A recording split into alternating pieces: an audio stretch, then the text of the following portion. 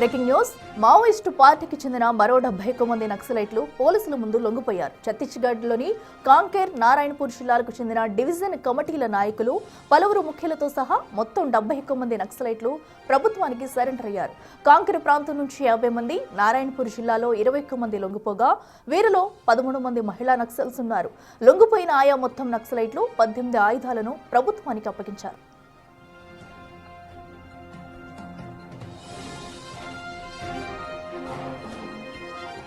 दिनांक 26 अक्टूबर को बस्तर संभाग के अंतर्गत कांकर इलाका में केशकाल डिवीजन की टोटल 21 महोदय कैडर, जिनमें डिवीजन कमेटी सचिव मुकेश, अन्य डीवीसी मेंबर रईजू और कैलाश, इस प्रकार రెడ్డికి మరింత సమాచారం మా ఇన్పుట్ ఎడిటర్ పవన్ లైవ్ లో అందిస్తారు. పవన్, చెప్పండి. మనం చూస్తున్నాము మొత్తంగా ఆ రోజుకు కూడా నక్సలైట్లు మొత్తం కూడా వచ్చి లొంగిపోవడం చూస్తున్నాము. అయితే తాజాగా 71 మంది నక్సలైట్లు అయితే లొంగిపోయారు. ఆయుధాలు కూడా భారీగా వారు అయితే అధికారులకు అయితే ఇచ్చినట్టయితే సమాచారం అందుతుంది. ఇంకా ఎవరైనా లొంగిపోయే పరిస్థితి కనిపిస్తుందా? ఇప్పుడు లొంగిపోయిన వారిలో కీలక నేతలు ఎవరైనా ఉన్నారా? నిన్న ఛత్తీస్గఢ్లో 21 మంది మావోయిస్టులతో పాటు 50 మంది మిలీషియా సభ్యులు అటు పోలీసులు ఎదుట లొంగిపోయారు. వీళ్ళ వద్ద నుంచి 18 ఆయుధాలు వాళ్ళందరూ కూడా పోలీసులకు అప్పగించిన పరిస్థితి చూస్తున్నాం.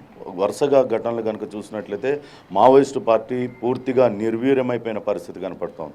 బసవరాజ్ మొదటగా ఆయన లొంగిపోయారు. తర్వాత తక్కెలపల్లి వాసుదేవరావు లొంగిపోయిన తర్వాత కూడా ఆయన ఒక వీడియో విడుదల చేశారు.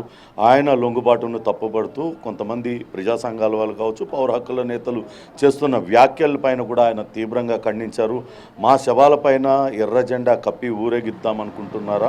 ఇప్పటికే శత్రువు బలమైన వాడైనప్పుడు ఆయుధాలు వదిలివేయడమే ఉత్తమమైన నిర్ణయం. అందరి ప్రాణాలను దృష్టిలో ఉంచుకొనే ఈ నిర్ణయం తీసుకోవడం జరిగింది.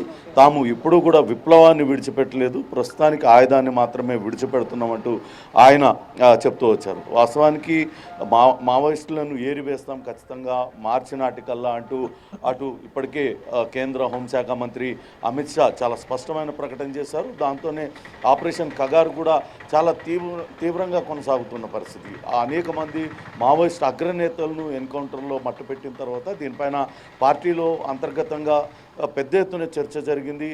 అటు మావోయిస్టు పార్టీ ప్రధాన కార్యదర్శిగా ఉన్న తిప్పిరి తిరుపతి అలియాస్ దేవ్జీకి అటు బసవరాజ్ ఒక లేఖ రాయడం, ఆ లేఖ పైన పార్టీలో చర్చించిన తర్వాత ఆ లేఖ విడుదల కావడం పెద్ద ఎత్తున సంచలనం కలిగించింది. మావోయిస్టు పార్టీలో నాయకుల మధ్య విభేదాలు పొడిచిపై రకరకాల కథనాలు ప్రచారంలోకి వచ్చాయి. కాకపోతే అందులో కూడా ఆ లేఖలో కూడా చాలా స్పష్టంగా పేర్కొన్నారు, ప్రస్తుత పరిస్థితుల్లో ఆయుధాన్ని వీడడం మినహా మరో గత్యంతరం లేదు. సహచరుల విలువైన ప్రాణాలను కాపాడడానికి అటు లొంగుబాటు పడుతున్నామంటూ ఆయన బసవరాజ్ అక్కడ మహారాష్ట్ర ముఖ్యమంత్రి ఫడ్నవీస్ ఎదుట లొంగిపోతే తక్కెలపల్లి వాసుదేవరావు మొన్న ఆయన మరికొంతమందితో లొంగిపోయిన పరిస్థితి. ప్రస్తుతం మరికొంతమంది మావోయిస్టులు కూడా లొంగుబాటు పట్టనున్నారని తెలుస్తుంది. మావోయిస్టు అగ్రనేత హిడ్మా ఆయన కూడా త్వరలోనే లొంగిపోతాడనే వార్తలు పెద్ద ఎత్తున వస్తున్నాయి. ఆయన తెలంగాణ ముఖ్యమంత్రి సమక్షంలో తెలంగాణ పోలీసుల ఎదుట లొంగిపోనున్నారనే వార్తలు వస్తున్నాయి. అయితే ఇక్కడ అధికారులు ఎవరు కూడా ధృవీకరించడం లేదు. కానీ వాస్తవానికి అటు బీఆర్ బసవరాజు లొంగిపోయిన తర్వాత, తక్కెలపల్లి వాసుదేవరావు లొంగిపోయిన తర్వాత మావోయిస్టు పార్టీలో చాలా తక్కువ మంది సభ్యులు మాత్రమే మిగిలి ఉన్నారు. వాళ్ళందరూ కూడా లొంగుబాటు పడుతున్నారనే వార్తలు అయితే వినపడుతున్నాయి. ప్రస్తుతం హాట్ టాపిక్గా హిడ్మా లొంగుబాటు అనేది ఉంది.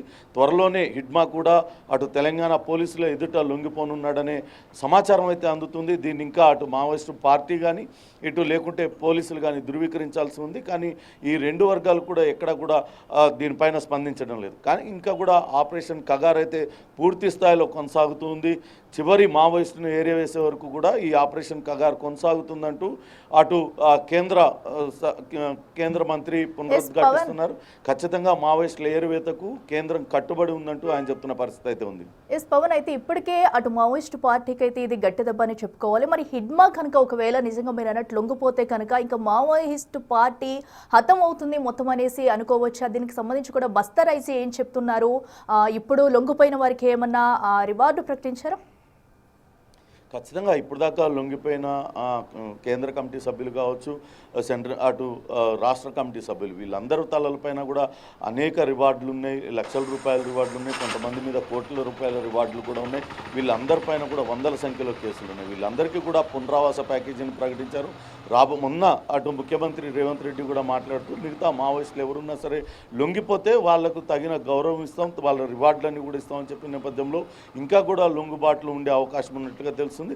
దీనిపైన ఇప్పటికే అటు మావోయిస్టు పార్టీ లొంగుబాట్లను ఆపడానికి తీవ్రంగా ప్రయత్నించింది. ఉన్న కొద్దిపాటి నాయకత్వం, అటు అగ్రశ్రేణి నాయకులు కేవలం ఒకరిద్దరు మాత్రమే మిగిలిన్నారు. వాళ్ళు కూడా ప్రస్తుత పరిస్థితుల్లో లొంగిపోవడం అంటే ఆత్మహత్యా సదృశ్యం. ఇప్పుడు మనం తిరిగి ఉద్యమాన్ని నిర్మించడం కష్టమవుతుందంటూ వాళ్ళు అంతర్గతంగా చేసుకున్న చర్చలలో మాట్లాడుకున్నారు. కానీ బయట ఉండి పౌర సమాజంలో మనము ఉద్యమాన్ని నిర్మించడానికి ఈ లొంగుబాటులో నిర్ణయం తీసుకుంటున్నామంటూ లొంగిపోయిన అగ్రనాయకులందరూ కూడా చెప్తూ వచ్చారు. ఇప్పుడు హిడ్మా కూడా లొంగిపోతే మీరు అన్నట్లుగా మావోయిస్టు పార్టీ పూర్తిగా నిర్వీర్యమైపోయినట్టే చెప్పాలి. ఎందుకంటే ఇప్పటికే కొత్తగా రిక్రూట్మెంట్లు లేవు. ఉన్న వాళ్ళందరూ కూడా లొంగిపోతే ఇకపై ఉద్యమం అనేది తన ఉనికి కోల్పోయే పరిస్థితి అయితే కనపడతా ఉంది. అఖిల, ఎస్ పవన్, అయితే ప్రధానంగా ఇప్పుడు చూసుకున్నట్టయితే కనుక, ఎందుకంటే పక్కన ఆపరేషన్ కగార్ అనేది ఇంకా కొనసాగుతుంది. మరి ఏ ఏ ప్రాంతాల్లో ఎక్కువగా వీరు ఇంకా సంచరించే అవకాశం అన్నది ఉన్నట్టు ఈ ఆపరేషన్ కగార్ అయితే జరుగుతూ వస్తుంది. అలాగే ఇప్పటి వరకు ఏం జరిగినా కూడా అటు ఒక లేఖ అనేది విడుదల చేస్తూ వచ్చింది మావోయిస్టు పార్టీ. మరి దీనికి సంబంధించి 2 రోజుల్లో ఏమన్నా అలాంటివి ఏమన్నా బయటకు వచ్చాయా?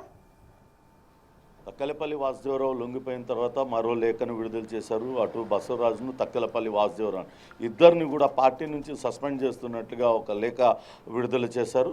తప్పించి ఇక మిగతా లొంగుబాట్లపైన ఎక్కడ కూడా ప్రస్తావించలేదు. కొంతమంది విప్లవ ద్రోహులు లొంగిపోయినంత మాత్రాన మావోయిస్టు పార్టీ అంతం కాదు, ఉద్యమం ఆగిపోదంటూ చెప్తూ వస్తున్నారు. కానీ వాస్తవానికి చూస్తే ఇప్పుడు వేళ్ల మీద లెక్కించే సింగిల్ డిజిట్లోకే అటు కేంద్ర కమిటీ సభ్యులు ఉన్నారు. వాళ్ళు కూడా కేవలం ఒక ప్రాంతానికే పరిమితం అయిపోయి ఉన్నారు. పూర్తిగా అడవులంతటిని కూడా జల్లెడు పెట్టేసి జనతన్ సర్కార్ ఎక్కడెక్కడైతే నడిచేదో దట్టమైన అటవీ ప్రాంతాల్లో, ఛత్తీస్గఢ్ అటవీ ప్రాంతాల్లో, కొన్ని గిరిజన గూడాలలో జనతన్ సర్కార్ నిర్వహిస్తున్నారు. ఆ జనతన్ సర్కార్ నిర్వహించే సుజాత, సీనియర్ లీడర్ సుజాత, కేంద్ర కమిటీ సభ్యురాలు, ఆమె కూడా లొంగిపోయిన పరిస్థితి కనపడుతుంది. సో మావోయిస్టు ప్రాబల్యం అనేది ఇంకా ఏం లేదు. వీళ్ళు మైదాన ప్రాంతాలలో తలదాచుకొని ఉంటారని భావిస్తున్నారు. మొన్న బసవరాజు కావచ్చు, ఇతర నాయకులందరూ కూడా నేపాల్లో తలదాచుకున్నారు. అక్కడి నుంచే ఇక్కడ ఉద్యమాన్ని అంతా కూడా నడిపించారు. ఇప్పుడున్న అగ్రనాయకులు కూడా సేఫ్ ప్లేసెస్లో ఉండి వాళ్ళు జరుగుతున్న పరిణామాలన్నింటినీ నిశ్చితంగా పరిశీలిస్తున్నట్లుగా తెలుస్తోంది. అఖిల, రైట్ పవన్, థ్యాంక్ యూ.